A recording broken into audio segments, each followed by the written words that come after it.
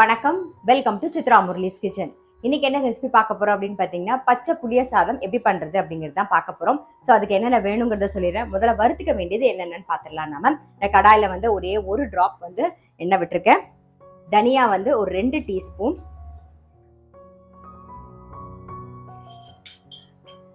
மிளகு ஒரு அரை டீஸ்பூன், இது கூடவே வந்து ஒரு அரை டீஸ்பூன் எள்ளு. மிளகு, தனியா, எள்ளு இதை வறுத்து வச்சிருக்கோமா, இதை வந்து நல்லா பொடி பண்ணி எடுத்துட்டு வந்துடலாம்.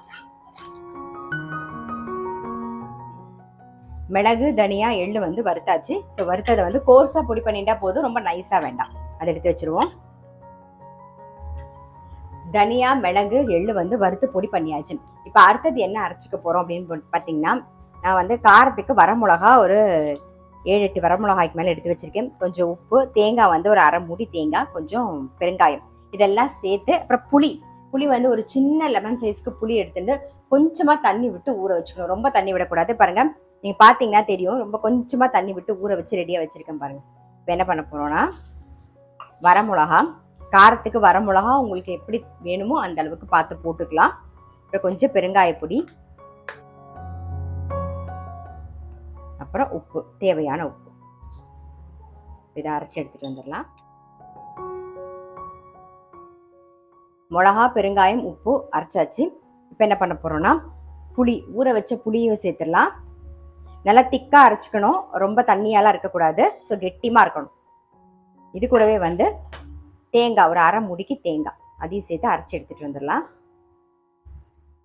பாருங்க, இந்த மாதிரி திக்கா அரைச்சிக்கணும். அரைச்சாச்சு. அதே மாதிரி சாதம் வந்து நல்ல சுட சுட இருக்கணும். பாருங்க, சாதம் நல்ல சூடா இருக்கு. இப்போ என்ன பண்ண போறோம்னா, ஃபர்ஸ்ட் இந்த பாத்திரத்துல கொஞ்சம் நல்லெண்ணெய் விட்டுருக்கேன். இதுல ஒரு லேயர் வந்து சாதம் போட்டுக்கலாம். இப்போ என்ன பண்ண போறோம்னா, அரைச்ச விழுது இருக்கு இல்லையா, அதையும் இதில் போட்டுருங்க. கொஞ்சம் கெட்டிமா இருக்கணும், அப்போதான் நல்லா இருக்கும். அதனால நான் கெட்டிமா அரைச்சிருக்கேன். இப்போ அரைச்ச விழுது எல்லாத்தையும் சேர்த்தாச்சு. இப்போ பேலன்ஸ் இருக்கிற சாதத்தையும் சேர்த்துருவோம். அந்த உப்பு, புளிப்பு, காரம் எல்லாம் அப்படியே இறங்கணும் அந்த சூட்டோடையே. அது அப்படியே வச்சுட்டு மூடி வச்சுருவோம். ஒரு 10 நிமிஷம் கழித்து நம்ம வந்து இதை மிக்ஸ் பண்ணால் போதும். பாருங்க, எல்லாம் சேர்த்து மிக்ஸ் பண்ணி மூடி வச்சுருக்கோம். நல்லா ஒரு 10 நிமிஷம் ஊறட்டும். அதுக்குள்ளே தயிர் சாதம் நம்ம மிக்ஸ் பண்ணிக்கலாம். சாதம் ரெடியாக இருக்குது. கொஞ்சம் உப்பு போட்டு நல்லா மசிச்சுக்கலாம்.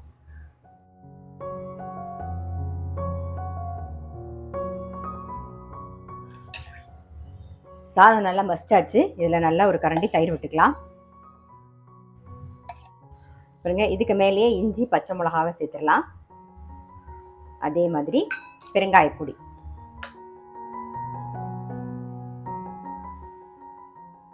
கடாயில எண்ணெய் விட்டுருக்கேன். தயிர் சாதத்துக்கு கடுகு மட்டும் தாளிச்சுக்கலாம்.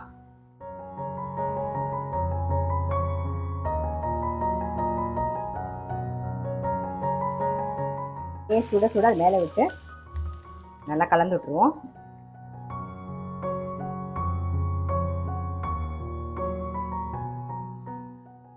காய்ச்சின பால் வந்து கொஞ்சம் சேர்த்துக்கலாம். அவ்வளோதான், நம்மளுடைய தயிர் சாதம் ரெடி. ஸோ இந்த பக்கம் வந்து அது தொட்டுக்கிறதுக்கு உருளைக்கிழங்கு கறி தான் ரெடி பண்ண போகிறோம். கடாயில் எண்ணெய் விட்டுக்கலாம்.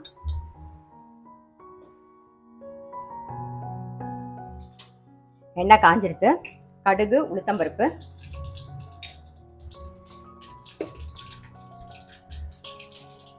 கொஞ்சமாக மஞ்சள் பொடி, கொஞ்சம் கருவேப்பிலை, கட் பண்ணி வச்சிருக்கிற உருளைக்கிழங்கு சேர்த்துடலாம்.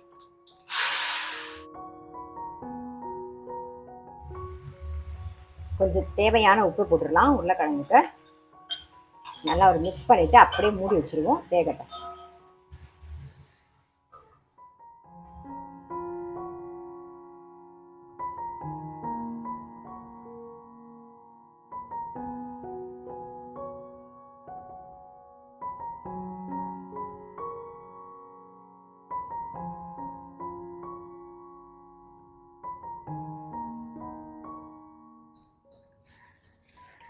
உள்ள பார்த்தீங்கன்னா சமையல் அப்படியே நடந்துட்டு இருக்கு, உருளைக்கிழங்கு வெந்துட்டு இருக்கு. ஸோ அதுக்குள்ள பாத்திரம் கொஞ்சம் மிச்சம் இந்த தேய்ச்சாச்சு. அப்படியே நடுவுலயே வந்து செடிக்கும் தண்ணி ஊற்றிட்டு அப்படியே பண்ணிட்டே வந்தீங்கன்னு வச்சுக்கோங்க, கையோட எல்லா வேலையும் சமையலோட சேர்ந்து எல்லாமே நமக்கு முடிஞ்சிடும்.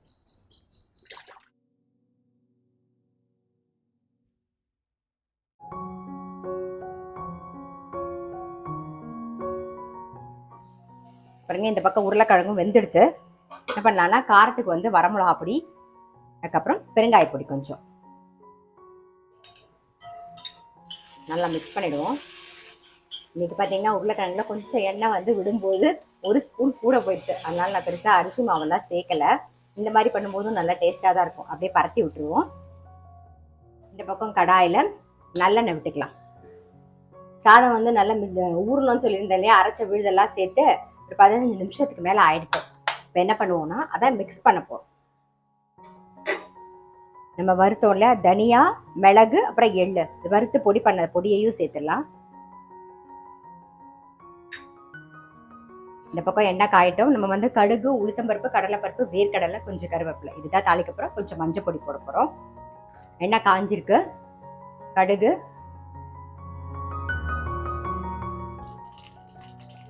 உளுத்தம்பருப்பு, கடலைப்பருப்பு, வேர்க்கடலை,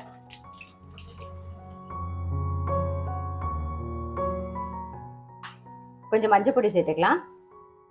ஆஃப் பண்ணிடலாம். ஆஃப் பண்ணிவிட்டு கொஞ்சம் பெருங்காய பொடி,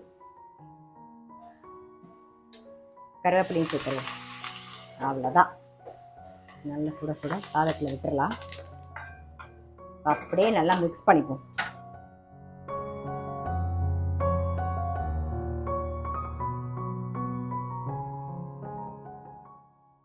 இது வந்து தேங்காய் சேர்த்து பச்சை புளிய சாதம் பண்ணுறதுனால நம்ம வந்து அப்போவே அன்றைக்கி சாப்பிட்றதுக்கு கரெக்டாக இருக்கும். ஆனால் நீங்கள் வந்து ஸ்கூலுக்கு காலேஜுக்கு கொண்டு போகிறதுக்கு சௌரியமாக இருக்காது. ஏன்னா தேங்காய்ங்கிறதுனால கெட்டு போயிடும்.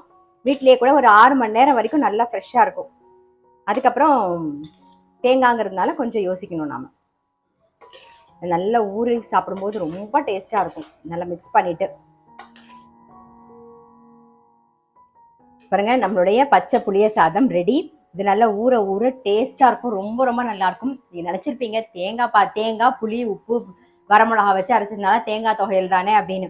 இது தேங்காய் துவையல் மாதிரி தான் இருக்கும். ஆனால் வந்து அந்த டேஸ்ட் இருக்காது. இந்த பச்சை புளிய சாதம் இந்த புளிய சாதத்தோட டேஸ்ட்டோட அவ்வளோ நல்லா டேஸ்ட்டாக இருக்கும். ஸோ கண்டிப்பாக வந்து இந்த மாதிரி பச்சை புளிய சாதம் ட்ரை பண்ணல அப்படின்னா டெஃபினட்டாக ட்ரை பண்ணி பாருங்கள். ஸோ நம்மளுடைய புளிய சாதம் ரெடி ஆகிடுது. இந்த பக்கம் தயிர் சாதமும் ரெடி. அதில் வந்து மாதுளம்பழம் போட்டுடலாம். உருளைக்கிழங்கும் ரெடி. அதையும் ஆஃப் பண்ணிடுறேன். ஸோ இன்னைக்கு பார்த்துருப்பீங்க என்ன ரெசிபி அப்படின்னா பச்சை புளிய சாதம், தயிர் சாதம், அப்புறம் உருளைக்கிழங்கு கறி. கண்டிப்பாக ட்ரை பண்ணி பாருங்க.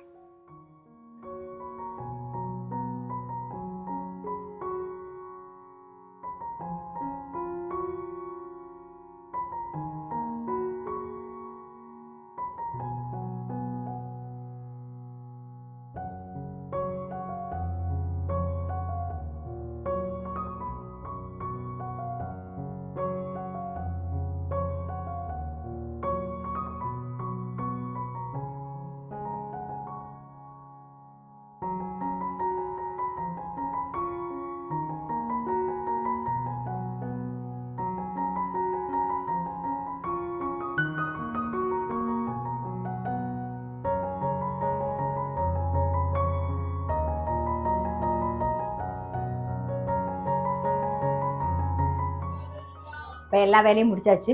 அடுத்தது வந்து அப்பா வர்ணத்துக்கு வீடியோ எடுக்கணும். ஸோ அதுக்கு தான் போகிறோம். இப்போ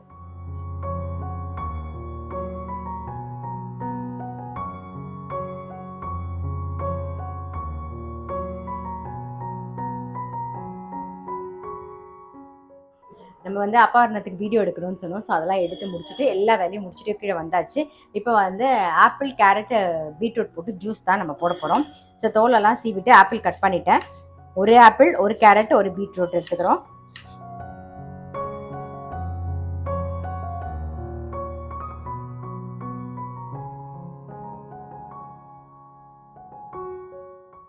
மிக்சி ஜாரில் வந்து சும்மா ஒரு 10 இலை புதினா, அதுக்கப்புறம் வந்து மிளகு வந்து ஒரு 5-6 மிளகு, கட் பண்ணி வச்சுருக்கிற ஆப்பிள், பீட்ரூட், கேரட்டை சேர்த்துக்கலாம். பாருங்க அரைச்சாச்சு. இது வேணும்னா நீங்க வடிகட்டிக்கலாம், இல்லைன்னா அப்படியே கூட குடிச்சிக்கலாம். நான் வந்து வடிகட்டெல்லாம் போடுறது இல்லை, அப்படியே தான். ஏன்னா நல்லா நைஸா அரைப்பட்டிருக்கு எல்லாமே.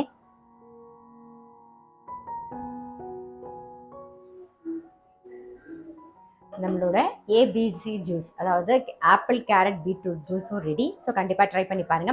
இன்னைக்கு காலையில் வந்து பச்சை புளிய சாதம் பார்த்துருப்பீங்க. அது இது வரைக்கும் ட்ரை பண்ணி பார்க்கல அப்படின்னா கண்டிப்பாக ட்ரை பண்ணி பாருங்க. ரொம்ப ரொம்ப டேஸ்டாக இருக்கும். நான் அடுத்த வீடியோவில் சந்திக்கிறேன்.